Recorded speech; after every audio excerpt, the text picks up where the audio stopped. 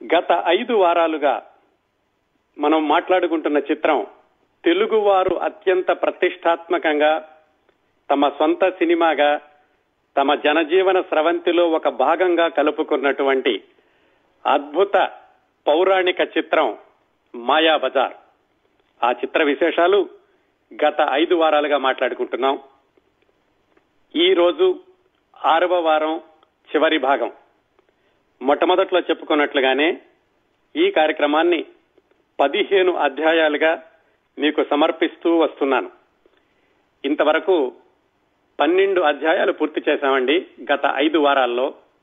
అందులో మనం ఈ సినిమా నేపథ్యం గురించి, ఈ సినిమా దర్శకుడు, మాటలు, పాటలు, సంగీతం, ఆ వివిధ శాఖల యొక్క విశ్లేషణ, దాదాపుగా చాలా విషయాలు మనం మాట్లాడుకున్నాం గత 5 వారాల్లో. ఈ రోజు మనం మాట్లాడుకోబోయే 3 అధ్యాయాల్లో 2 అధ్యాయాలు నావి, చివరి అధ్యాయం మీది. ఇంతకు ముందు చెప్పినట్లుగానే మాయాబజార్ గురించి నాకంటే ఎక్కువగా తెలిసిన శ్రోతలు చాలా మంది ఉండి ఉంటారు. అలాగే ఈ సినిమాని పదే పదే చూస్తున్న శ్రోతలు కూడా చాలా మంది ఉండి ఉంటారు. అందువల్ల మాయాబజార్ గురించి మీ జ్ఞాపకాలు మిగతా శ్రోతలతోటి పంచుకునే అవకాశం కూడా ఈ రోజు చివరి అధ్యాయంలో మీకోసం. మనం 13వ అధ్యాయంలోకి ప్రవేశిద్దాం. మాయాబజార్. ఆ విధంగా ఈ సినిమా యొక్క షూటింగ్ విజయవంతంగా పూర్తయింది. మాటలు, పాటలు, సంగీతం, వాటన్నింటి విశేషాలు కూడా తెలుసుకున్నాం. కేవీ రెడ్డి గారికి ఒక సెంటిమెంట్ ఉండేది అని మనం మొట్టమొదట్లో చెప్పుకున్నాం. ఏమిటంటే, సినిమా ప్రారంభమైనప్పుడు వచ్చేటటువంటి పాటలో శ్రీ అని కానీ, జయం అని కానీ రావాలని. అలాగే ఆయనకి ఇంకొక సెంటిమెంట్ ఏమిటంటే, సినిమా చిట్ట చివరిలో ఒక శుభం చేకూర్చేటటువంటి శ్లోకం గాని, పాటతోనే ముగించాలి అనేది ఆయన పౌరాణిక చిత్రాలతో ఆయన పెట్టుకున్నటువంటి సెంటిమెంట్ అంటారు. ఇదే ఆయన మొట్టమొదటి పౌరాణిక చిత్రం.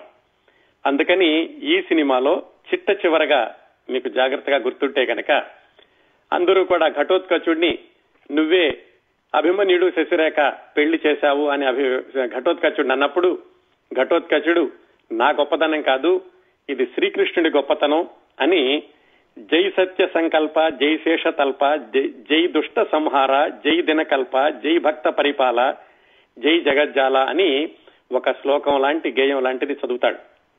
దానిలో పింగళి గారు, నీవు జరిపించేటి నీ చిత్ర కథలు వ్రాసినా, చూసినా, వినినా ఎల్లరునూ శుభ సంపదలు కలిగి వర్ధిల్లగలరు, సుఖశాంతులను కలిగి శోభిల్లగలరు అని రాశారు. దాంతో ఈ సినిమా పూర్తవుతుంది. జాగ్రత్తగా చూడండి, పింగళి గారు ఏం రాశారంటే, ఈ శ్రీకృష్ణుడి యొక్క చిత్ర కథలు వ్రాసినా, చూసినా, వినినా అందరికీ కూడా శుభ సంపదలు వస్తాయని ఆయన జాగ్రత్తగా ఆ రచయిత యొక్క గొప్పతనాన్ని గుర్తించారు, చూసేవాళ్ల గొప్పతనాన్ని గుర్తించారు, వినేవాళ్ల గొప్పతనాన్ని కూడా గుర్తించినట్లుగా ఆ శ్లోకంలో చెప్పారు. ఆ సినిమా అంతా పూర్తయ్యాక 1957 మార్చ్ 27న విడుదలైంది. ఆ సినిమా మొత్తానికి అయినటువంటి ఖర్చు 30 లక్షలు అని అక్కడక్కడ రాశారు. కానీ సింగీతం శ్రీనివాసరావు గారు చెప్పడం అయితే 30 లక్షలు కాదు, ఆ రోజుల్లో ఉన్నటువంటి ధనం యొక్క విలువ వాటిని బట్టి సుమారుగా 6 లక్షలు 7 లక్షల మధ్యలో ఖర్చు అయి ఉంటుంది అన్నారు. సినిమా విడుదలవ్వగానే అత్యద్భుతమైన విజయం సాధించింది అని ఎవరు అనుకోలేదండి. అది సింగీతం శ్రీనివాసరావు గారి జ్ఞాపకాల గురించి చెప్పుకుందాం. ఇది సినిమా విడుదలవ్వగానే ఏం జరిగిందనేది. మొత్తానికి అది విజయవంతం అయ్యింది అన్న ఆ ప్రేక్షకుల యొక్క ఆ పలుకు వచ్చాక ఆ సినిమా అద్భుతంగా ఆడింది. 100 రోజులు ఆడింది. అది 100 రోజులు ఆడినటువంటి థియేటర్ల సంఖ్య 19 అని ఆ 100వ రోజు శతదినోత్సవం జరిగినటువంటి వార్తల్లో వ్రాసి ఉంది. అలాగే ఈ సినిమా యొక్క విజయవంతం ఇది 1957 మార్చి 27న విడుదలయ్యాక 1957 జులై 4వ తేదీకి 100 రోజులు పూర్తి చేసుకుంది. అప్పట్లో ఆ కొన్ని థియేటర్లలో 19 కానీ 24 కానీ థియేటర్లో శతదినోత్సవమే కాకుండా ఇంకా ఆ తర్వాత నుంచి శతాబ్దాలుగా మాయాబజార్ కొనసాగిస్తున్న జైత్ర యాత్ర గురించి మనం ఎలాగో చాలా విశేషాలు చెప్పుకున్నాం కదా. ఆ సంవత్సరంలో అంటే 1957లో ఈ మాయాబజార్ అత్యద్భుతమైన విజయం సాధించినటువంటి సంవత్సరంలో వచ్చినటువంటి మిగతా తెలుగు సినిమాలతో పోల్చితే ఈ మాయాబజార్ యొక్క విజయం ఎలా ఉంటుందంటే, ఆ సంవత్సరం 1957లో తెలుగులో మొత్తం 27 సినిమాలు విడుదలయ్యాయి. 27 సినిమాల్లో 15 సాంఘిక చిత్రాలు, 6 పౌరాణికాలు, 6 జానపదాలు. ఈ పౌరాణికాలు 6 కూడా, అలాగే సాంఘిక చిత్రాలతో పోల్చుకుంటే కూడా విజయం దృష్ట్యా మాయాబజార్ ని మొట్టమొదటి స్థానంలో నిలబెట్టవచ్చు ఆ సంవత్సరంలోని విజయవంతమైన చిత్రాలతో పోలిస్తే. ఒక విశేషం ఏమిటంటే, మాయాబజారు కంటే పాతాళ భైరవి ఎక్కువ థియేటర్లలో శతదినోత్సవం చేసుకుంది. ఇది పాతాళ భైరవి ఈ సినిమా కంటే 6 సంవత్సరాల ముందు వచ్చినప్పటికీ కూడా. కానీ మాయాబజారు ఇంకా పాతాళ భైరవితో పాటుగా ఇన్ని సంవత్సరాలుగా ఇంకా నిలిచే ఉందన్న విషయం మనం పదే పదే చెప్పుకుంటున్నాం. అలాగే ఈ సినిమా అంటే 1957లో 27 చలనచిత్రాలు వచ్చినాయి మొత్తం తెలుగు అనుకున్నాం కదా. అందులో 15 సాంఘికాలు అయితే, అలాగే 6 పౌరాణికాలు, 6 జానపదాలు, మొత్తం 27 ఇంకో విధమైనటువంటి లెక్కలు చూసుకుంటే ఎన్టీ రామారావు గారు నటించిన 11 సినిమాలు, 27 సినిమాల్లో 11 సినిమాలు ఎన్టీ రామారావు గారు హీరోగా నటించిన సినిమాలే 1957లో వచ్చినాయి. ఇంకా విశేషం, ఆ 11 సినిమాల్లో 5 శతదినోత్సవ సినిమాలు ఎన్టీ రామారావు గారికి 1957లో, వాటిలో ఈ మాయాబజార్ కూడా ఒకటి. ఈ సినిమా శతదినోత్సవం అప్పుడు నిర్మాతలు ఏమని ప్రకటన ఇచ్చారంటే, అంటే ఆ రోజుల్లో గొప్పతనం ఎవరిది అనే దానికి, ఎవరు దానికి ఆ యాజమాన్యం వహిస్తారు అనడానికి ఆ సినిమా విజయవంతం అయ్యాక, శతదినోత్సవం అయ్యాక నిర్మాతలు ఇచ్చినటువంటి ప్రకటన, దానిలో ఏం రాశారంటే, కృతజ్ఞతాభివందనలు అని పెద్ద హెడ్డింగ్ పెట్టి న్యూస్ పేపర్లో దాదాపుగా అర్ధ పేజీ ప్రకటన ఇచ్చారు. మాయాబజార్ చిత్రమును చూసి ఆనందించి ఎందరో సహృదయులు, మిత్రులు, కళాభిమానులు మమ్మల్ని ప్రశంసిస్తూ అభినందనలు తెలుపుతున్నారు. దీని తర్వాత చూడండి ఏం రాశారు. నిజానికి ఈ అభినందనలు ఈ చిత్ర విజయానికి ఎంతైనా ఉత్సాహంతో శ్రమించి కృషి చేసిన కథకులు, నటీనటులు, కళాదర్శకులు, సంగీత దర్శకులు, నృత్య దర్శకులు, ఛాయాదర్శకులు, శబ్ద దర్శకులకును వీరందరి ప్రతిభను వినియోగించి ఇటువంటి రసవత్తర మహోజ్వల చిత్రాన్ని తయారు చేసిన శ్రీ కేవీ రెడ్డి గారికి చెందవలసి ఉన్నది. మీరు చూపిన ఆదరాభిమానములకు వారందరి తరఫున మేము కృతజ్ఞతను తెలుపుతూ ముందు కూడా ఇలాగే మీ ఆదరాభిమానములకు పాత్రులము కాగలమని విశ్వసిస్తున్నాము. ఇట్లు నాగిరెడ్డి చక్రపాణి, విజయ ప్రొడక్షన్స్ ప్రైవేట్ లిమిటెడ్, మద్రాస్. అదండి వాళ్ళు పత్రికల్లో ఇచ్చినటువంటి ప్రకటన. చక్కగా అందరికీ కూడా ఎంత గౌరవం ఇచ్చారో చూడండి. సినిమా విజయవంతం అనేది ఒక్క మనిషి మీద ఉండేది కాదు, అన్ని విభాగాలకి చెందుతుంది. అలాగే అన్ని విభాగాలని ఏకత్రాటి మీద నడిపినటువంటి దర్శకుడికి చెందుతుంది. వాళ్ళకే కాకుండా చూసి విజయవంతం చేసిన మీకు కూడా చెందుతుంది అని అందరినీ కూడా గుర్తించారు ఆ ప్రకటనలో నిర్మాతలు. ఈ సినిమా 1957 జులై 4న 100 రోజులు పూర్తి చేసుకున్నాక జులై 21వ తేదీన ఈ సినిమాకి శతదినోత్సవాన్ని మద్రాసులో నిర్వహించారు. శతదినోత్సవ విశేషాలకు రాబోయే ముందు ఈ సినిమా 100 రోజులు ఆడినటువంటి థియేటర్ల కొన్నింటి గురించి చూద్దాం. విజయవాడలో దుర్గా కళామందిరం, ఆ రోజుల్లో విజయవాడ గురించి బాగా తెలిసిన వాళ్ళకి గుర్తుండే ఉంటుంది. ఎన్టీ రామారావు సినిమాలని దుర్గా కళామందిరం అనే థియేటర్లో వచ్చేవి. అక్కినేని నాగేశ్వరరావు గారి సినిమాలు అలంకార థియేటర్లో వచ్చేవి. అలాగే బందర్లో, మచిలీపట్నంలో ఎన్టీ రామారావు గారి సినిమాలు ఎక్కువగా బృందావన్ టాకీస్ అనే థియేటర్లో వచ్చేవి. అక్కినేని నాగేశ్వరరావు గారి సినిమాలు కృష్ణ కిషోర్ టాకీస్ అనే థియేటర్లో వచ్చేవి. ఈ మాయాబజార్ సినిమా కూడా మచిలీపట్నంలో బృందావన్ టాకీస్ లో 100 రోజులు ఆడింది. మదనపల్లి, కర్నూలు, ఒంగోలు, శ్రీకాకుళం, భీమవరం, మచిలీపట్నం, గుంటూరు, తెనాలి, ఏలూరు, కాకినాడ, రాజమండ్రి, విశాఖపట్నం, విజయనగరం, నెల్లూరు, విజయవాడ ఆ థియేటర్లలో ఇది 100 రోజులు పూర్తి చేసుకుంది. ఇది 100 రోజులు ఆడుతున్నప్పుడు, అంటే ఈ 100 రోజులు అయ్యాక ఇంకా కొన్ని చిన్న చిన్న థియేటర్లలో విడుదల చేశారు. పందలపాక, సామర్లకోట, గూడూరు అలాంటి థియేటర్లలో ఇది జులై 6వ తేదీ నుంచి విడుదల చేశారు. ఈ సినిమా 100 రోజుల యొక్క ఉత్సవం మద్రాసులో 1957 జులై 21వ తేదీన నిర్వహించారు. అది ఆదివారం అయ్యింది. అప్పట్లో దక్షిణాదిన ఎక్కువ మంచి సినిమాలు నిర్మిస్తున్నటువంటి జెమినీ వాసన్, అలాగే ఏవిఎం ప్రొడక్షన్ తరఫున ఏవి మొయ్యప్పన్ వాళ్ళు కూడా హాజరయ్యారు. హాజరై కేవీ రెడ్డి గారికి వాళ్ళందరికీ కూడా మొమెంటోలు ఇచ్చారు, ఇందులో పనిచేసిన వాళ్ళందరికీ. అలాగే ఈ సినిమాని 100 రోజులు ఆడినటువంటి 19 థియేటర్లలో కూడా 19 థియేటర్ల యాజమానులకు కూడా ఆ రోజు మొమెంటోలు ఇచ్చారు. ఇది కేవలం మద్రాసులోనే కాకుండా, ఇది మద్రాసులో ఎలాగైతే శతదినోత్సవం చేసుకుందో గుంటూరులో కూడా దీనికి ఇక్కడ మద్రాసులో శతదినోత్సవం జరుగుతున్న సమయంలోనే గుంటూరులో కూడా ఆ థియేటర్ వాళ్ళు శతదినోత్సవాన్ని నిర్వహించుకున్నారు. ఇంకొక విశేషం ఏమిటంటే, ఈ మాయాబజార్ శతదినోత్సవం 1957 జూలై 21న అయితే జూలై 28న ఇంకొక ఉత్సవం జరిగింది. మాయాబజార్ తోటి దానికి ప్రత్యక్షంగా సంబంధం లేనప్పటికీ పరోక్షంగా సంబంధం ఉంది అని చెప్పుకోవచ్చు. ఏమిటంటే, ఈ సినిమా గురించి మొట్టమొదటి నుంచి మనం మాట్లాడుకున్నప్పుడు ఎన్టీ రామారావు గారు శ్రీకృష్ణుడు అని చాలాసార్లు చెప్పుకున్నాం కదా. అక్కినేని నాగేశ్వరరావు గారికి కూడా ఈ సినిమా ఆయన చలనచిత్ర జీవితంలో కూడా ఒక ప్రత్యేకమైనటువంటి స్థానం వహిస్తుంది. ఎన్టీ రామారావు గారు, అక్కినేని నాగేశ్వరరావు గారు కలిసి నటించినటువంటి మొట్టమొదటి పౌరాణిక చిత్రం ఈ మాయాబజార్. అంతేకాకుండా ఈ మాయాబజార్ విడుదలైనటువంటి సంవత్సరమే అక్కినేని నాగేశ్వరరావు గారు 60 చిత్రాలను పూర్తి చేసుకున్నారు. పూర్తి చేసుకుని ఆయన చలనచిత్ర వజ్రోత్సవాన్ని కూడా చేసుకున్నారు. ఈ మాయాబజార్ శతదినోత్సవం జరిగిన వారం రోజులకి. మాయాబజార్ అక్కినేని నాగేశ్వరరావు గారి చలనచిత్ర జీవితంలో 56వ సినిమా. ఈ సినిమా మార్చి 27న విడుదలైతే ఈ సినిమా యొక్క తమిళ వర్షన్ ఇంకొక 2 వారాల తర్వాత విడుదలైంది. అలాగే ఈ సినిమా విడుదలైనటువంటి ఒక వారానికి అక్కినేని నాగేశ్వరరావు గారు నటించిన తమిళ చిత్రం అల్లావుద్దీన్ అని అది విడుదలైంది. ఆ అల్లావుద్దీన్ తెలుగులో ఆ తర్వాత 2 వారాలకు విడుదలైంది. మేలో సువర్ణ సుందరి అని అక్కినేని నాగేశ్వరరావు గారి ఇంకొక సినిమా వచ్చింది. ఆ తర్వాత జూలై 19న ఇది మన మాయాబజార్ శతదినోత్సవం అయ్యాక జూలై 19వ తేదీన అక్కినేని నాగేశ్వరరావు గారు నటించిన 60వ చిత్రం దొంగల్లో దొర విడుదలైంది.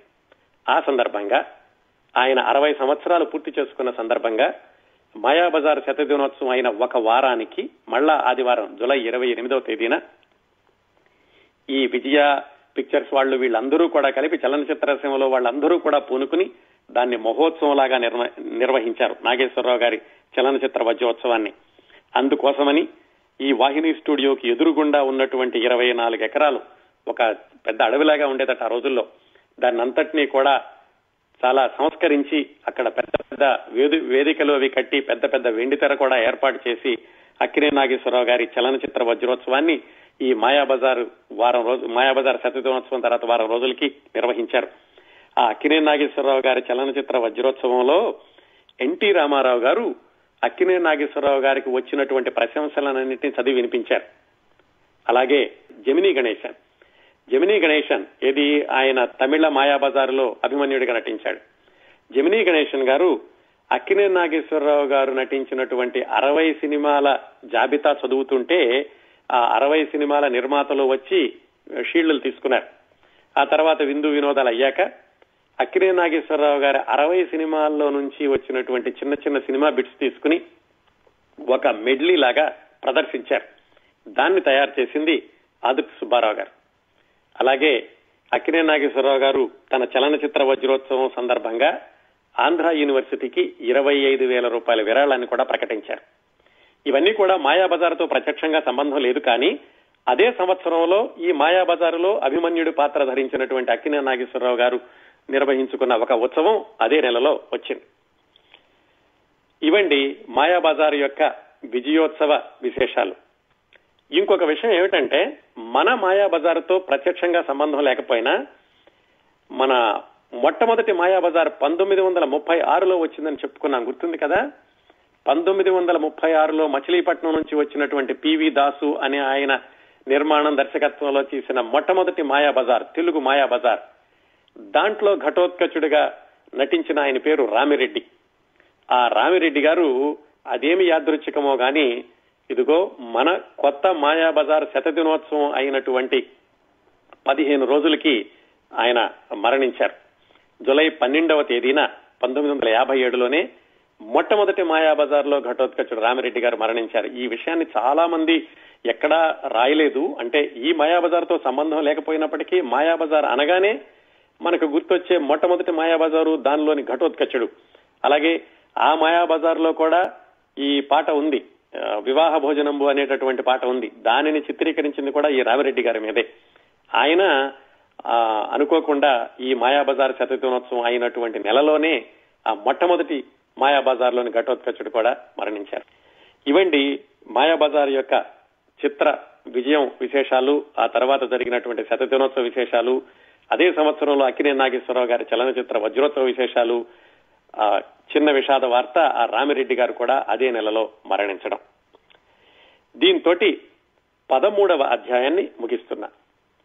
14వ అధ్యాయంలో ఈ మాయాబజార్ గురించినటువంటి కొన్ని జ్ఞాపకాలు, మాయాబజార్తో సంబంధం ఉన్నటువంటి నటులు, నటీనటులు, అలాగే గాయకులు, ముఖ్యంగా సింగితం శ్రీనివాసరావు గారు పంచుకున్నటువంటి కొన్ని జ్ఞాపకాలు ఏమిటంటే, సింగితం శ్రీనివాసరావు గారు ఈ సినిమాకి అప్రెంటిస్ గా ఉండేవాళ్లు అని చెప్పుకున్నాం కదా. ఆయన ఈ సినిమా యొక్క జ్ఞాపకాలను గురించి చెప్పారు. తెల్లవారుజాము 4 గంటలకే అసిస్టెంట్లందరూ వెళ్లిపోయేవాళ్లు.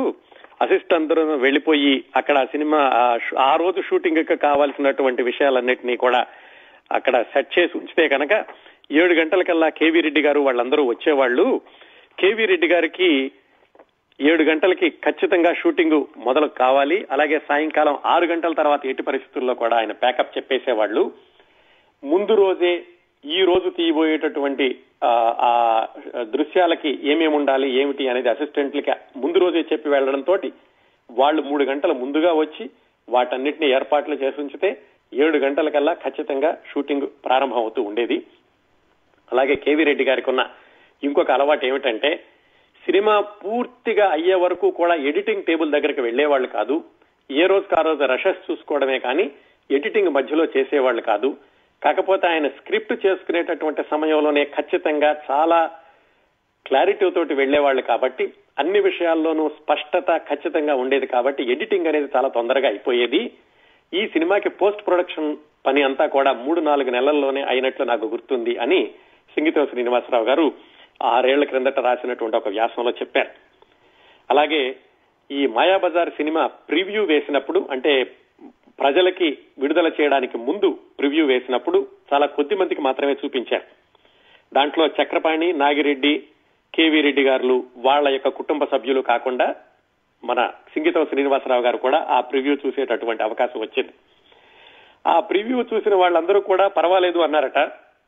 అలాగే ఈ సినిమా విడుదలైనప్పుడు కూడా వెంటనే మహాద్భుతమైన చిత్రం అనేటటువంటి టాక్ రాలేదు. మొట్టమొదటగా వచ్చినటువంటి విమర్శలు ఏమిటంటే, లక్ష్మణ కుమారుణ్ణి మరీ పనికిరాని వాడిలాగా చూపించారు, హాస్యం కోసం అతన్ని బఫూని చేశారు, సినిమా అంతా మసాలా దట్టించారు అని పెద్ద పెద్ద వాళ్ళు కూడా అన్నారట. నెమ్మదిగా అక్కడి నుంచి ప్రేక్షకుల యొక్క టాక్ ఏమని వచ్చిందంటే, ఎస్వి రంగారావు గారు బ్రహ్మాండంగా చేశారు, ఎన్టీ రామారావు గారు కృష్ణుడిగా అచ్చుగుద్దినట్టుగా సరిపోయారు, సావిత్రి గారు అద్భుతంగా ఉన్నారు, పాటలు బ్రహ్మాండంగా ఉన్నాయి, హాస్యం బాగుంది, అలాగే ట్రిక్స్ బాగున్నాయి అనేటటువంటి ప్రేక్షకుల యొక్క స్పందన నెమ్మదిగా రావడం, ఆ సినిమా విజయవంతం అని రూఢి కావడం జరిగింది. నాగిరెడ్డి గారు, చక్రపాణి గారు కొంచెం మొదట్లో సందేహాస్పదంగా ఉన్నారట. అయ్యో ఇలాంటి వ్యాఖ్యలు వస్తున్నాయి ఏమిటి, చంద్రహారం లాగా అవుతుందా అని అనుకున్నారట. కానీ కేవీ రెడ్డి గారికి మాత్రం ఎట్టి పరిస్థితుల్లోనూ ఈ సినిమా ఘన విజయం సాధిస్తుంది అనేటువంటి నమ్మకం ఉంది. అప్రెంటిస్ డైరెక్టర్ అయినటువంటి నాకే చాలా టెన్షన్ గా ఉండింది ఆ రోజుల్లో, ఈ సినిమా విజయవంతం అనేటటువంటి మాట ఎప్పుడు వింటామా అని. మరి నిర్మాత దర్శకులకి ఇంకెలాగా ఉండి ఉంటుందో అని సింగితం శ్రీనివాసరావు గారు చెప్పారు ఈ సినిమా విడుదలైనటువంటి సందర్భం గురించి. అలాగే ఆయన చెప్పినటువంటి ఇంకో మాట, ఇదో సమిష్టి కృషి, ఈ కృషి అమృత ఘడియల్లో ప్రారంభమైంది, 50 కాదు 150 ఏళ్లు గడిచినా ఈ సినిమా ప్రభావానికి తిరుగు ఉండదు అని. అవి సింగితం శ్రీనివాసరావు గారు చెప్పుకున్నటువంటి జ్ఞాపకాలండి. అలాగే ఈ సినిమాల్లో ఘంటసాల గారితో కలిసి యుగళ గీతాలు పాడింది లీల గారు. ఆవిడ ఈ సినిమా గురించి జ్ఞాపకాలు చెప్తూ 10 సంవత్సరాల క్రిందట అనుకుంటా ఒక వ్యాసంలో రాశారు. మొట్టమొదటిగా అసలు తెలుగులో నాకు పరిచయం చేసిందే ఘంటసాల గారు. అలాగే ఆయన నాకు ఘంటసాల గారి సంగీత దర్శకత్వంలో ఇచ్చిన పాటలన్నీ కూడా చాలా క్లిష్టమైనవి, అంతో ఇంతో క్లాసికల్ కంపోజిషన్స్ కూడా ఉండేవి. అలాగే మాయాబజార్ లో ఘంటసాల గారితో కలిసి నేను పాడినటువంటి లాహిరి లాహిరిలో పాట తెలుగులో నేను పాడిన యుగళ గీతాలన్నిటిలోకి బెస్ట్ అనిపిస్తుంది. అలాగే నీకోసమే నే జీవించున్నది అనే పాట కూడాను నేను చాలా మంది హీరోయిన్లకు పాడిన తర్వాత కానీ సావిత్రి గారి కాంబినేషన్ లో పాడిన ఎక్కువగా వచ్చినవి అని లీల గారు ఈ మాయాబజార్ చిత్రం గురించి జ్ఞాపకం తెచ్చుకుంటూ చెప్పారు. అలాగే ఈ సినిమాలో సుభద్ర వేషం వేసినటువంటి ఋష్యేంద్రమణి, ఆవిడ చాలా పాతకాలం నుంచి ఉన్న నటీమణి అనుకున్నాం కదా, ఆవిడ ఈ సినిమా గురించి గుర్తు చేసుకుంటూ మొదట్లో ఈ సినిమాలో రేవతి వేషం ఇస్తామన్నారు, కానీ రేవతి వేషం నాకు ఇష్టం లేదు అని చక్రపాణి దగ్గరికి వెళ్ళి చెప్పాను. చెప్తే ఆయన ఎందుకు అన్నారు. చక్రపాణి గారు కొంచెం కటువుగా పల్లెటూరు యాసలో మాట్లాడుతూ ఉండేవాళ్ళట. అంటే నాకు ఎందుకో సుభద్ర వేషం వేయాలనుందండి అని అన్నాను నేను. అప్పుడు ఆయన నీ ఇష్టం అలానే వేస్తే పోలా అన్నారు. ఆ విధంగా నేను సుభద్ర వేషం తీసుకున్నాను అని ఋష్యేంద్రమణి గారు గుర్తు చేసుకున్నారు ఈ మాయాబజార్ జ్ఞాపకాలను గురించి చెప్తాను. ఇంకా మాధవపేది సత్యం గారు అయితే చెప్పవసరం లేదు కదా. ఎస్వి రంగారావు గారి యొక్క భారీ పర్సనాలిటీకి ఖచ్చితంగా సరిపోయిన గొంతు మాధవపేది సత్యం గారిదే. ఆ ఎస్వి రంగారావు గారు మాధవపేది సత్యం గారు ఒరే ఒరే అనుకుంటూ ఉండేవాళ్లట.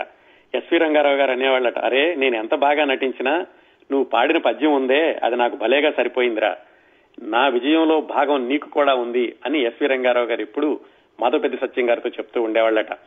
ఈ మాయాబజార్ పాటలు చాలా ప్రసిద్ధమైనటువంటి రోజుల్లోనే రాజమండ్రి నుంచి కొంతమంది వచ్చి మాధవపేది సత్యం గారికి మీకు సన్మానం చేస్తామండి, గజారోహణం చేస్తాం, ఏనుగు మీద ఊరేగిస్తాం రాజమండ్రిలో అని కొంతమంది వచ్చారట. అయితే మాధవపేది సత్యం గారు నేను వస్తాను, సన్మానము గజారోహణం లాంటివి పెట్టుకోకండి, మీరు అభిమానంతో పిలిచారు కాబట్టి నేను వస్తాను అని చెప్పాను అని మాధవపేది సత్యం గారు కూడా ఈ మాయాబజార్ గురించి జ్ఞాపకం చేసుకుంటూ చెప్పారు. ఇంకా ఈ సినిమాలో పనిచేసినటువంటి మరికొంతమందిని కూడా మనం గుర్తు చేసుకుందామండి. ముఖ్యంగా ఈ సినిమా మరి దర్శకులు అలాగే రచయిత కళా దర్శకులు వీళ్ళందరూ కూడా ఈ మేకప్ ఎలా చేయాలి, పాత్రలు ఎలా ఉండాలి, ఆభరణాలు ఏముండాలి వాళ్ళు చెప్పినప్పటికీ మరి ఆ మనిషిని కరెక్ట్ గా తీర్చిదిద్దాల్సింది, అలాంటి మేకప్ వేయాల్సింది ఎవరు? Makeup man. ఈ సినిమాకి మేకప్ చేసిన వాళ్ళని కూడా గుర్తు తెచ్చుకోవాలి. ఎందుకంటే ఈ రోజు మనం ఆ ఘటోత్కచుడిని కానీ శ్రీకృష్ణుడిని కానీ ఇలా చూస్తున్నామంటే కళాదర్శకుల యొక్క స్కెచ్ కి మన ముందు చూపించినటువంటి ఆ పాత్రను తీర్చిదిద్దింది మేకప్ మ్యాన్. ఈ సినిమాకి మేకప్ చేసిన వాళ్ళు పీతాంబరం, భక్తవత్సలం. ఈ పీతాంబరం అనే ఆయన ఎన్టీ రామారావు గారికి పర్సనల్ మేకప్ మ్యాన్ గా దాదాపుగా 200 సినిమాలకి 30 సంవత్సరాల పాటు పనిచేశారు. ఆ పీతాంబరం గారి అబ్బాయే పి వాసు అని తమిళంలోనూ తెలుగులోనూ కూడా అద్భుతమైనటువంటి సినిమాలు తీశారు. ఆయన ఈ పీతాంబరం గారి అబ్బాయి. భక్తవత్సలం అని ఆయన కూడా పీతాంబరం గారితో కలిసి ఈ మాయాబజార్కి మేకప్ చేశారు అందరికీ. ఇంకా ఈ సినిమాలో ఆభరణాలు తయారు చేసినటువంటి ఆయన పేరు జయరాం. అలాగే బ్యాక్గ్రౌండ్ పెయింటింగ్స్ మనకి చూసేటటువంటి సెట్టింగ్స్ లో వెనకాల పెయింటింగ్స్ ఉంటాయి, ఆ వేసిన ఆయన పేరు కేఎస్ఎన్ మూర్తి. ఈ సెట్టింగ్లన్నీ తయారు చేయడానికి మోల్డింగ్స్ అవి తయారు చేయరు కదా చెక్కతోటి, ఆ చేసిన ఆయన పేరు గోపాల్. ఇలాగా దాదాపుగా 100-150 మంది సాంకేతిక నిపుణులు ఈ సినిమా వెనకాల పనిచేశారండి. ఇవన్నీ కూడా ఈ మాయాబజార్ గురించినటువంటి కొన్ని అదనపు సమాచారం. చిట్ట చివరగా ఇంకొక విషయం చెప్తాను ఈ 14వ అధ్యాయం ముగించబోయే ముందు. మాయాబజార్ ని కలర్ సినిమాగా విడుదల చేశారు. అంటే ఆ బ్లాక్ అండ్ వైట్ సినిమాకే కలర్ అద్ది చేశారు. ఆ కలర్లు వేసినటువంటి గోల్డ్ స్టోన్ అనేటటువంటి కంపెనీ వాళ్ళు ఈ బ్లాక్ అండ్ వైట్ సినిమాని కలర్ గా మార్చి విడుదల చేశారు. దానికి చాలా శ్రమ పడ్డారు. బోల్డెన్ని రంగులు దానిలో వచ్చేలాగా చేసి దాన్ని టెక్నికల్ గా చాలా కష్టపడి కలర్ లో విడుదల చేశారు. 167 లక్షల కలర్స్ ఉండేలాగా. ఎందుకంటే మాయాబజార్ కంటే ముందు మొగలే ఆజం ఇండియాలో మొట్టమొదటిసారిగా బ్లాక్ అండ్ వైట్ లో సినిమాని కలర్ లో మార్చింది. ఆ తరువాత గైడ్ అనే సినిమా, నయా దౌర్ అనే సినిమా వచ్చినాయి. దాంట్లో ఎక్కువ కలర్ పెట్టలేదు. కాకపోతే ఈ మాయాబజార్ లో ఉండేటటువంటి ఈ మ్యాగ్నానిమిటీ దృష్ట్యా దీనిలో ఎక్కువ కలర్లు రావడానికని ఈ సినిమాలో ఉన్న 2,49,000 ఫ్రేములకి కూడా చాలా కష్టపడి 1.5 సంవత్సరం పాటు 150 మంది పనిచేసి దీన్ని కలర్ గా మార్చారు. చక్కటి ప్రయత్నం, అద్భుతమైన ప్రయత్నం. చాలా మంది బ్లాక్ అండ్ వైట్ లో ఉన్నదాన్ని కలర్ లో చూసి ఆనందించారు. కాకపోతే ఈ కలర్ సినిమా గురించి చిన్న విమర్శలు కూడా వచ్చినాయి. చిన్న విమర్శలు కాదు, పెద్ద విమర్శలు వచ్చినాయండి. ఏమిటంటే ఈ కలర్ గా మార్చడంలో అట్లాగే దాన్ని సినిమా స్కోప్ గా మార్చడంలో కూడా కొన్ని చోట్ల శ్రీకృష్ణుడి యొక్క కిరీటం పైన ఎగిరిపోయింది. కొన్ని దృశ్యాల్లో ముఖ్యమైనటువంటి సన్నివేశాలు కూడా పక్కకు జరిగిపోయినాయి. అలాగే సినిమాలో నిడివిని కూడా తగ్గించేటటువంటి ఉద్దేశంతో కొన్ని పాటలను కత్తిరించేశారు, కొన్ని పాటలను పూర్తిగా తీసేశారు అని వివాదాలు కూడా వచ్చినాయి. అలాగే ఇంకొక విషయం ఏమిటంటే, ఈ సినిమాలో ఈ కలర్స్ వేయడంతో బ్లాక్ అండ్ వైట్ లో ఉన్న ఒరిజినల్ ఆ మార్కస్ పార్ట్లే చూపించినటువంటి డెప్త్ కూడా తగ్గిపోయింది అని కొన్ని విమర్శలు కూడా వచ్చినాయి ఈ సినిమా మీద. ఏమైనా మన మూలంగా ఉండేటటువంటి మట్టి పరిమళాలకు ఉండే మాధుర్యం కృత్రిమ సువాసనలకి ఉండదు కదండి. అలాగే బ్లాక్ అండ్ వైట్ మాయాబజార్ లో ఉన్నటువంటి ఆ గొప్పతనం కలర్ మాయాబజార్ లో లేకపోయినప్పటికీ దాన్ని రంగులుగా మార్చడంలో శ్రమపడిన వాళ్ళందరినీ కూడా మనం ఈ సందర్భంలో గుర్తు చేసుకోవడంలో తప్పులేదు. ఇంతటితోటి 14వ అధ్యాయాన్ని ముగిస్తున్నాను. మాయాబజార్ చిత్ర విశేషాలు 15వ అధ్యాయం మీ అధ్యాయం. నేను రామ్ గోపాల్ కూపట్నం నుంచి. రామ్ గోపాల్ గారు బాగున్నారా? బాగున్నాను, చెప్పండి. చెప్పండి సార్. ఫస్ట్ మీరు మైండ్ రీడర్ అనుకుంటాను, ఎందుకంటే మీరు షోలే చేస్తున్నప్పుడు మన మాయాబజార్ వదిలేసి షోలే అన్ని ఎపిసోడ్ చేస్తున్నారంటే అనుకున్నాను. మీరు ఇమీడియట్ గా మాయాబజార్ చేశారు, so that was very good. నేను థియేటర్ లో ఎప్పుడు చూసినట్టు గుర్తులేదు, కానీ హైదరాబాద్ దూరదర్శన్ లో వచ్చిన కొత్తలో మా వార్డులో ఒకటే ఉండేది ఆ టీవీ. అందరు పిల్లలు వచ్చి చూస్తుంటే అది మా నాన్నగారు రికార్డ్ చేసేవాళ్ళు, టేప్ రికార్డ్ కూడా ఉండేది, అది ఆడియో డైలాగ్ రికార్డ్ చేస్తుండేవాళ్ళు. అప్పుడు ఈ వీడియో ఆడియో అవుట్పుట్స్ లేవు కదా, సో మొత్తం అన్ని శబ్దాల నుంచి వస్తుండే. అందరినీ గప్చుప్ గా ఉండమంటే చాలా కష్టం, ఎందుకంటే పిల్లలు ఆ డైలాగ్ నవ్వుకుని ఉండలేరు కదా. బాగా గుర్తుంది నాకు. తర్వాత మనకి వీసీఆర్ వచ్చిన కొత్తలో మనం అద్దెకి తీసుకుని చూసేవాళ్ళం. వీసీఆర్ ఇస్సెల్ఫ్ అద్దెకి తీసుకుని చూసేవాళ్ళం, గుర్తుంది కదా మీకు? అవును అవును. ఆ టైంలో ఫస్ట్ నేను గుర్తున్న సినిమా కూడా మాయాబజార్ ఫస్ట్ తీసుకున్నట్టు గుర్తు నాకు. One of the first movies అదొకటి. ఇంకోటి గీతాంజలి వచ్చినప్పుడు బాగా గీతాంజలి ఫ్యాన్స్ ఉండేవాళ్ళు చాలా మంది. అవును. సో నేను అనే గీతాంజలి ఏంటి మనకు మాయాబజార్ అదే ఫేవరెట్ మూవీ వాళ్ళతో ఆర్గ్యూ చేస్తున్నాను. అంటే చైల్డిష్ అనుకోండి ఇప్పుడు, బట్ అప్పుడు గీతాంజలి అంతే అదే అంతే. అలాగే దట్ వాజ్ ఆల్సో అనదర్. ఇంకోటి ఆ కలర్ సినిమా గురించి మీరు చెప్పినట్టు నాకు నచ్చలేదు, ఎందుకంటే చాలా సీన్స్ కట్ చేశారు కదా. అవును. నేను ఐ డెంట్ ఫీల్ అంటే మాయాబజార్ ఏ సీన్ తీయలేని సినిమా అలాంటిది. Even 1 minute also you cannot miss. అవును. అలాంటిది నాకు I don't feel that much impressed. అంటే they had cost constraints, but otherwise అదండి నా. So I let other people also talk. నమస్తే కిరణ్ ప్రభా గారు, నేనండి శైలజ. శైలజ గారు చెప్పండి. మీరు ముందుగా మీరు నిర్విరామంగా చేస్తున్న మాయాబజార్ షోకి చాలా చాలా థ్యాంక్స్ అండి. అసలు ఎన్ని వారాలు అసలు అలుపు లేకుండా మీరు ఎన్ని విశేషాలు మాకు చెప్పారు. ఎవ్రీ వీక్, ఈవెన్ ఒక వీక్ మేము మిస్ అయిపోయినా మీరు వెంటనే దాన్ని ఫేస్బుక్ లో పెడతారు కదా దాని recording. That was very nice. Thank you అండి. నాకు గుర్తుండే మాయాబజార్ విశేషం ఏంటంటే, నేను అది ఎప్పుడో టీవీలో చూసాను, మూవీ థియేటర్ లో ఎప్పుడు చూడలేదు. చూసినప్పుడు కూడా నాకు ఫస్ట్ నచ్చింది ఏంటంటే ఎన్టీ రామారావు గారు. చిన్నప్పుడు చూసినప్పుడు అంటే దేవుడు ఎప్పుడు ఫోటోల్లోనే కదా, నిజంగానే దేవుడు అక్కడ ఉన్నాడా అంత తెలిసే వయసు కూడా కాదు. సో అది చాలా బాగుండేది. అండ్ మాయాపేటిక అందులో నచ్చని వస్తాయి కదా, అది కూడా చాలా చాలా రోజులు ఏదైనా బాక్స్ చూస్తే అది అదే అది అనుకునేదాన్ని అనమాట. అందులో మనకు కావాల్సిన ఉండేవా అని అడిగితే మమ్మీ ఇది కాదు, అది ఉత్తి మూవీలోనే అని చెప్పేవారు అనమాట. సో అది కూడా బాగా నచ్చింది. అండ్ అందులోని గ్రాఫిక్స్ కూడా అసలు నిజంగా మంచం ఎగరడం, శశిరేఖను తీసుకెళ్లిపోతారు కదా, అది కూడా అసలు భలే ఉండేది. అండ్ ఎవ్రీ సీన్, ప్రతి ఒక్క సీన్ కి ఒక మెమరీ ఉన్నదండి మాయాబజార్ లో. అండ్ మా పిల్లలు కూడా అంతే ఎంజాయ్ చేస్తారు ఆ మూవీ ఇప్పటికి. సో అది మాత్రం ఎవర్ గ్రీన్ క్లాసిక్ అనే చెప్పుకోవాలి. అండ్ దానికోసం మీరు ఎన్ని వారాలు ఎన్ని చెప్పారంటే amazing. Thank you so much for. Thank you Shailaja గారు. నమస్కారం అండి, నా పేరు రఘురామ్ అని, నేను శాన్ హోసే నుంచి మాట్లాడుతున్నాను. మీ కార్యక్రమం చాలా సార్లు విన్నానండి, ప్రతి వారం విన్నానని చెప్పలేను కానీ చాలా సార్లు విన్నాను. ప్రతి కార్యక్రమం కూడా చాలా బాగుందండి.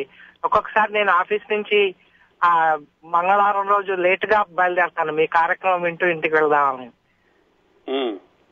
ఈ మాయాబజారు మీరు చేసిన ప్రోగ్రామ్ చాలా బాగుందండి. క్రితం వారం కూడా చాలా విన్నాను. మాయాబజార్ లో ఎంతో గొప్ప నటులు నటీమణులు ఎంతమంది ఉన్నా కూడా నాకు మాత్రం ఎప్పుడు ఆ సావిత్రి, ముఖ్యంగా సావిత్రి ఆ వివాహ భోజనం పాటకు మునుపు ఎస్వి రంగారావు లాగా నడుస్తుందన్నమాట ఆవిడ. అవును. ఆ నడకలో ఆవిడ చూపించారు తన ప్రతిభ. జస్ట్ ఒక్క 2 నిమిషాలు మాత్రమే నడక.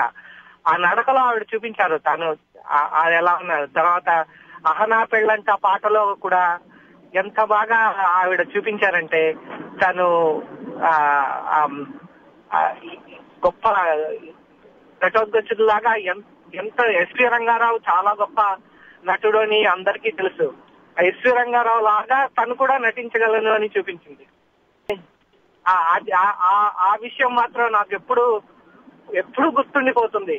ఆవిడ ఎలా అలా నడవడము, తర్వాత ఆ గద తను ఆవిడ భుజం మీద పెట్టుకోవడము, అది మాత్రం చాలా చాలా బాగా చేశారు ఆవిడ. అవును అవును. ఋషేంద్రమణి పాడిన మా పద్యం కూడా చాలా బాగా చేసిందండి ఆవిడ. ఆ విషయం మనం మామూలుగా చాలా సార్లు మర్చిపోతాము. ఆవిడ పాత్ర చిన్నది, కానీ సుభద్ర లాగా మాకు వీరత్వాలు తగ్గిపోయాయా అనేసి కోపంతో బయలుదేరుతుంది ఆవిడ. ఆవిడ పాడిన పద్యం నిజంగా ఆవిడే పాడిందని మీరు చెప్పారు క్రితం వారం. ఆ పద్యం కూడా చాలా బాగా పాడింది. అంటే మాధవ పెద్ది అనే విషయం తెలిసింది, కానీ అక్కడ ఆవిడ అంత గొప్పగా పద్యం పాడుతుందనే విషయం నాకు తెలియదండి. బాగా గుర్తుపెట్టుకున్నారండి. ఓకే, బాగుంది రఘురామ్ గారు, మంచి జ్ఞాపకాలు. హలో, నేను రవి అండి, శాంటా క్లారా. రవి గారు చెప్పండి.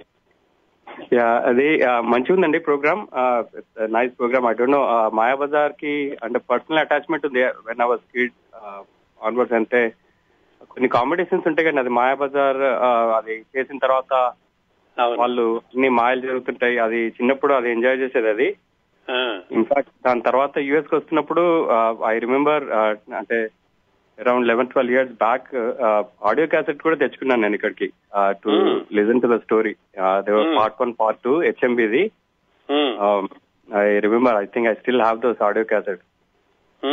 And then I try to show that movie to my kids also. They still enjoy that movie and ఇప్పుడు కూడా. హలో, నమస్తే విమల గారు, చెప్పండి.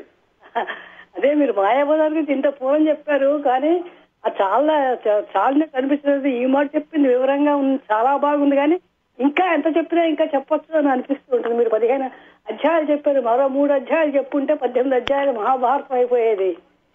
అవును, నేను అదే చెప్పాను విమల గారు. ఏమిటంటే మాయాబజారు మహాసముద్రం లాంటిది.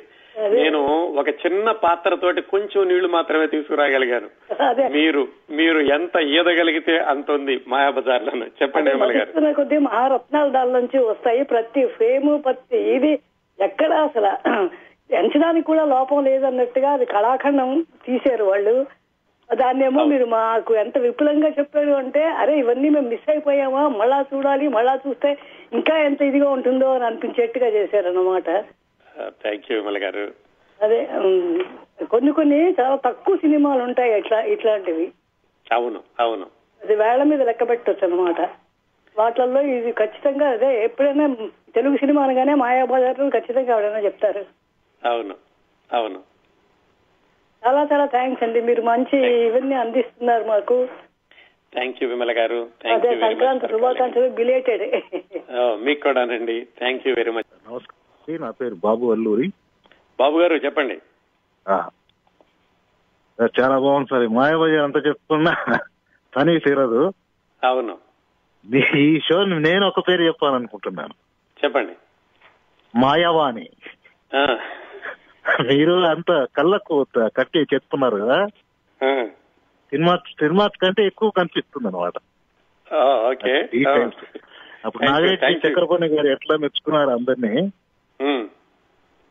మీరు అన్ని డీటెయిల్స్ ఇస్తారు కదా ఒక క్యారెక్టర్ మీద. ఆ సినిమా తీసిన దానికంటే ఇది డిస్క్రిప్షన్ చాలా బాగుంటుంది. షోలీ ఎలా చేశారు. దీనికి చాలా బాగుంది.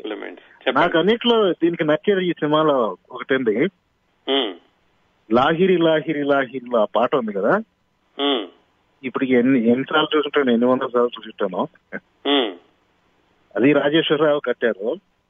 సిమిలర్ గా దీంట్లో ఉంటుంది మిస్సమ్మలో, బృందావనమతి అంటారు. అది కూడా 500 సార్లు అయింది అనుకుంటా చూసి. మాయాబజార్ ఎన్నిసార్లు చూశారు? మాయాబజార్ చూడక చాలా రోజులైంది, అది 100కు పైన చూసింటాను. 100 దాని సద్వినియోగం చేశారు, శత వీక్షణం చేశారు. మర్చిపోయారు, మళ్ళీ ఒకసారి చూసుకోవాలి. ఇప్పుడు జరుగుతున్నది వచ్చి నాకు మిస్సమ్మ గుండమ్మ కథ ప్రతిరోజు. మంచిది మంచిది బాబు గారు, thank you for the compliments అండి. హలో కిరణ్ బాబు గారు, నా పేరు చైతన్య అండి. చైతన్య గారు చెప్పండి. చాలా బాగుందండి ప్రోగ్రామ్. నేను యాక్చువల్లీ మధ్యలో కొన్ని పార్ట్స్ మిస్ అయ్యాను, నేను వెకేషన్ కి ఇండియా వెళ్ళి. చాలా బాగుంది. మాయాబజార్ గురించి చెప్పడం అంటే నేను మహాభారతం గురించి చెప్పినట్లే, చెప్పడానికి ఉంది. అవును, కానీ డైలాగ్స్ అండి. మాయాబజార్ అంటే నాకు ముందు గుర్తొచ్చేవి కంబళి గింబళి స్వల్పం స్వల్పం. అసలు పింగళి గారు రాసిన డైలాగ్స్ తస్మదీలు తస్మదీలు. ఇందాక ఆయన ఎవరో లాహిరి లాహిరి పాటలో ఉంటే లాహిరి పాటలో కూడా డైలాగ్ ఉంటుంది. అవును, అదేంటి అడుగుతుంది ఆవిడ రుక్మిణి దేవి, ఎందుకు బలరాముడు దేవతకి కూడా ఇప్పుడు కావాలా అంటే వెంటనే కృష్ణుడు రసపట్టులో తర్కం కూడదు అని చెప్పి అసలు సూపర్ డైలాగ్స్. అవన్నీ ఒక సామెతల్లాగా ఉండిపోయినాయండి. హలో, నేను సుష్మిత అండి. సుష్మిత గారు చెప్పండి. నాకు ఇప్పటికీ మాయాబజార్ అంటే అదే గుర్తొస్తుంది, మా స్టోరీ. మేము ఒక 12-13 సంవత్సరాల వెనక న్యూజెర్సీ వెళ్ళినప్పుడు అప్పుడు ఈ ఎపిక్స్ అన్ని కొన్నాం అనమాట. మాయాబజార్, మిస్సమ్మ అవన్నీ కొన్నాము. డివిడీస్ లేవు అప్పుడు, యాక్చువల్ గా అంత ఎక్కువ వచ్చేవి కాదు పాత మూవీస్. VCR క్యాసెట్స్ కొనుక్కుని తెచ్చుకున్నాం అనమాట. ఇప్పటికీ ఉన్నాయి మా ఇంట్లో అవి. అది గుర్తొచ్చింది, షేర్ చేసుకుందాం అని చేశాను. బాగుంది సుష్మిత గారు. హలో, నా పేరు ప్రసాద్ అండి, శానోజే నుంచి. ప్రసాద్ గారు చెప్పండి.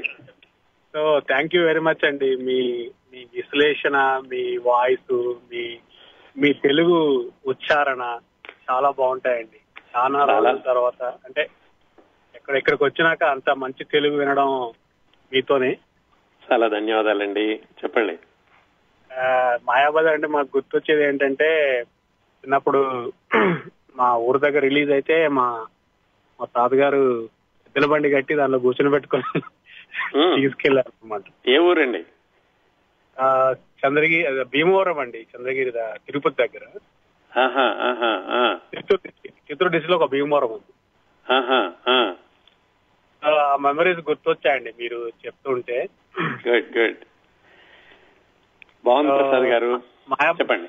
ఇంకా మాయాబజార్కి వస్తే ఇంకా దాంట్లో ఎస్వి రంగారావు గాని, ఎన్టీఆర్ గాని వాళ్ళ యాక్షన్, వాటిని మీరు చెప్తుంటే మాకు కొంచెం మళ్ళా అంతా గుర్తొచ్చింది అనమాట. అదే ఇంపార్టెంట్ ఏంటంటే దాంట్లో ఆయన రచయిత చేసిన ప్రయోగము, ఆయన అంత ముందు మనకు అవి లేవండి, కంబలి గింబలి అలాంటి వర్డ్స్ లేవు యాక్చువల్ గా. అతను ఇన్వెంట్ చేసి ఆ వర్డ్స్ పెట్టాడని నేను ఎక్కడో చదివా. సో అప్పటి నుంచి ఆ వర్డ్స్ కూడా కొంచెం వాడుకలోకి వచ్చాయని. అవును అవును, వేటూరి సుందరరామూర్తి గారు ఒక ఇంటర్వ్యూలో చెప్పారనమాట. సో ఆయన కొత్త ప్రయోగాలు చేశారు ఆ మూవీలో అనేసి. సో అది భాషకు కూడా కొంచెం కొత్త యాంగిల్ ని ఇంట్రొడ్యూస్ చేసిందని మా ఉద్దేశం. అవును అవును. నమస్కారం అండి, కిరణ్ ప్రభు గారు. నేను యశోధర మాట్లాడుతున్నానండి. యశోధర గారు చెప్పండి. బహుశా ఈ రోజు మీదే చివరి కాల్ అవ్వచ్చండి, చెప్పండి. మాకు చిన్నప్పుడు రేడియోలో 3 hours మూవీని 1 hour సంక్షిప్త శబ్ద చిత్రం అని వేసేవాళ్ళు. అట్లా చాలా గ్రేట్ క్లాసిక్ మాయాబజార్ ని మీరు చాలా కళాత్మకమైన చిత్రాన్ని వివరణాత్మకంగా మంచి కళాత్మక శబ్ద చిత్రంగా మా కళ్ళ ముందు ప్రజెంట్ చేసినందుకు చాలా థ్యాంక్స్. చాలా బాగా ఉంది ప్రోగ్రాము. చాలా ధన్యవాదాలండి. చెప్పండి. ఎక్కువ ఈయన సిఎస్ఆర్ గారి డైలాగులు ఎక్కువ మేము ఇది చేసుకుంటూ ఉంటాం. ఏంటి శశిరేఖ కనికట్టు నేర్చిందా, నా కన్ను చెదిరిందా అని ఒకటి. ముక్కోపానికి ముక్కోపానికి విరుగుడు ముఖస్థుతి ఉండనే ఉంది కానీ. అవును, అట్లాంటి గొప్ప అందమైన అంత కళాత్మకమైన చిత్రాన్ని కలర్ లో చూసి చాలా సంతోషించాను. కానీ కొన్ని మిస్టేక్స్, అదే సినిమా కట్ అయింది కానీ, but very nice watching that movie in colour అనిపించింది. అంత కలర్స్ తో మీరు కూడా చూపించారు ఇన్ని వారాలు. చాలా ఓపికగా, చాలా థ్యాంక్స్ అండి. వి లుక్ ఫార్వర్డ్ టు చాలా ధన్యవాదాలు యశోధర్ గారు. థ్యాంక్స్ అండి. ఈ 6 వారాలుగా కొనసాగుతున్నటువంటి ఈ మాయా బజార్ విశేషాలని విని ఆనందించినటువంటి శ్రోతలకే కాకుండా ప్రత్యక్షంగాను పరోక్షంగాను కూడా నాకు అభినందనలు తెలియజేసిన శ్రోతలందరికీ మరొకసారి హృదయపూర్వకంగా కృతజ్ఞతలు తెలియజేస్తున్నానండి. తెలుగువాడి ఆస్తి, తెలుగువాడి సంతకం, తెలుగువాడి జ్ఞాపకం, తెలుగువాడి జీవితం, తెలుగువాడి సర్వస్వం అనదగిన మాయా బజార్ చిత్ర విశేషాలు గత 6 వారాలుగా విన్నారు. ఈ కార్యక్రమాన్ని ఇంతటితో ముగిస్తున్నాను.